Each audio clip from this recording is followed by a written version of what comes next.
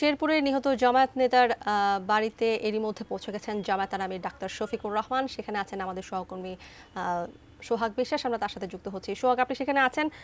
শফিকুর রহমানের গাড়ি বহর কি সেখানে পৌঁছেছে? আমরা যতদূর জানি তিনি পৌঁছে গেছেন, একটু জানাবেন আমাদের সেখান থেকে বিস্তারিত। এবং সেখানে তিনি তার যে কবর, সেই কবর জিয়ারত করবেন। হেলিকপ্টার থেকে যখন নামছিলেন তখন আমরা দেখেছি যে জামাতের আমির তাকে শফিকুর রহমান পরিবারের জন্য উপহার সামগ্রী নিয়েছেন। একটু পিছনে ঠিক আপনাকে দেখাই, তাহলে দেখবেন যে জামাতের আমিরের গাড়ি বহরের সাথে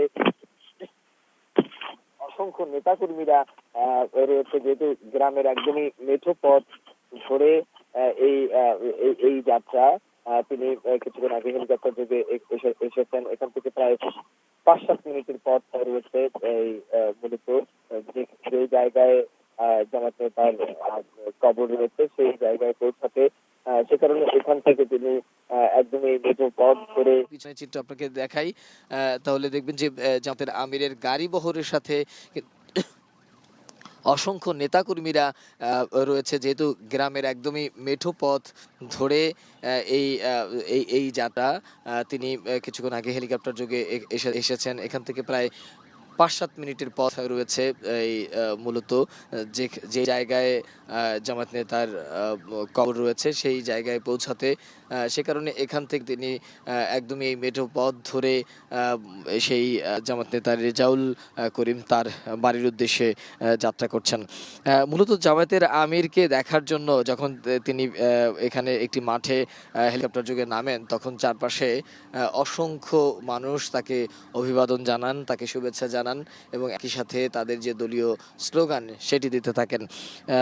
মূলত শেরপুরে গত ২৯ তারিখে যখন একটি প্রাণহানির ঘটনা ঘটে, এরপর থেকেই পুরো শেরপুর জুড়েই একটি আতঙ্ক বিরাজ করছিল, উৎকণ্ঠা বিরাজ করছিল। যেহেতু এই নির্বাচনের বলা হয় যে এই নির্বাচনের সহিংসতার বা দুই পক্ষের সংঘর্ষের মধ্যে মৃত্যুর ঘটনা কিন্তু এটিই প্রথম ছিল। তো সেই কারণেই কিন্তু এই এলাকার মানুষের মধ্যে একটা উৎকণ্ঠা কাজ করছিল বা ভয় কাজ করছিল। সে কারণে জামাতের আমিরের এই যে উপস্থিতি বা জামাতের আমিরের আজকের এখানে আসা, সেটি নেতাকর্মীদের মধ্যে একটা নতুন করে উৎসাহ উদ্দীপনা তৈরি করবে। আগামী নির্বাচনে এই আসনগুলোতে জামাতের, যেহেতু তারা চাইছে যে এই আসনগুলোতে তাদের শক্ত অবস্থান তৈরি করতে, সেই জায়গায় তাদের আরও আমরা একটু গাড়ি বহরটা যদি দেখাই, জামাতের আমিরের পুরো গাড়ি বহর জুড়ে যেমন আইনশৃঙ্খলা রক্ষাকারী বাহিনীরা রয়েছে, তেমনি জামাতের যে নেতারা তারা রয়েছেন। তিনি একদমই কাছাকাছি এসেছেন। অল্প একটু পথ আমাদের বাকি রয়েছে।